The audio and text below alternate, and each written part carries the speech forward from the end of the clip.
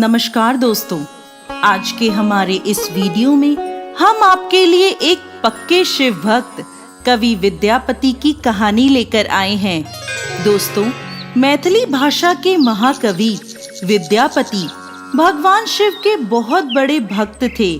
उन्होंने भगवान शिव पर अनेक गीतों की रचना की है और भगवान शिव विद्यापति की इन रचनाओं से प्रसन्न होकर स्वयं एक दिन अपना वेश बदलकर विद्यापति के पास चले आए और अपना नाम उगना बताया और उनसे कहने लगे, मेरा कोई नहीं है, मुझे अपने साथ रख लो, मैं आपकी सेवा कर दिया करूंगा।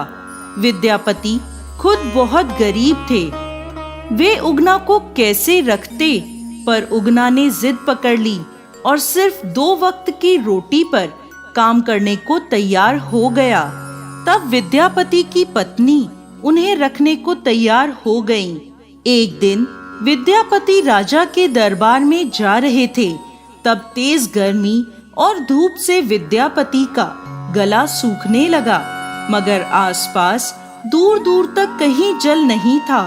तब विद्यापति ने उगना से कहा, कहीं से मेरे लिए थोड़ा पानी ले आओ, नहीं तो मैं प्यास से मर जाऊंगा।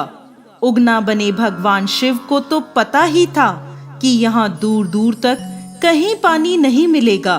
वो विद्यापति की नजरों से कुछ दूर गए और वहां अपनी जटाएं खोलकर 1 लोटा गंगा जल भरकर विद्यापति के लिए ले आए।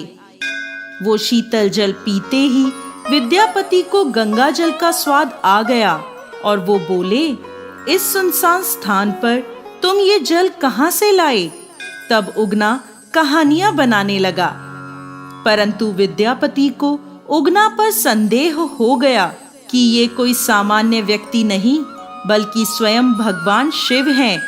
तब विद्यापति ने उगना को हे भोलेनाथ कहकर पुकारा और उनके पैर पकड़ लिए।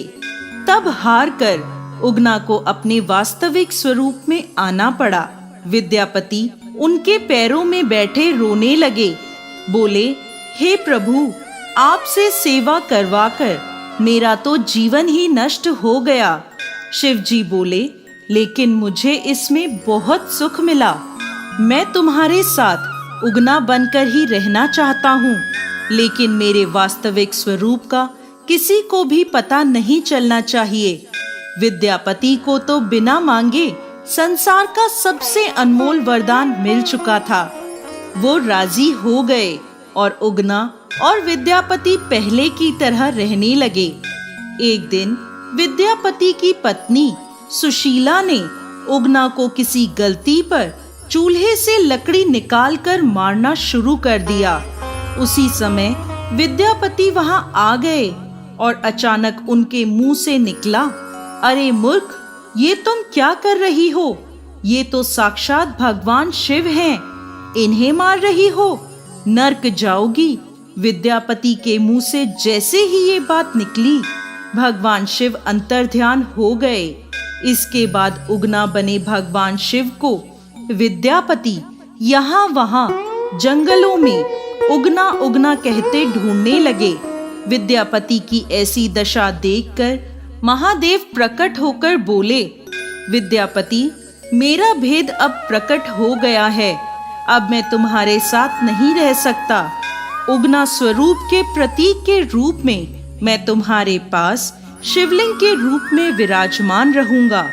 तभी अचानक वहां एक स्वयंभू शिवलिंग प्रकट हो गया, जो इस समय बिहार के मधुबनी जिले के भवानीपुर गांव में उगना महादेव के नाम से प्रसिद्ध है। तो दोस्तों, कैसी लगी आपको आज की हमारी एक पक्के शिव भक्त कवि विद्यापति और उनके प्रभु उगना की कहानी? हमें कमेंट बॉक्स में लिखकर जरूर भेजिएगा और साथ ही साथ हमारे इस चैनल को सब्सक्राइब करना ना भूलें।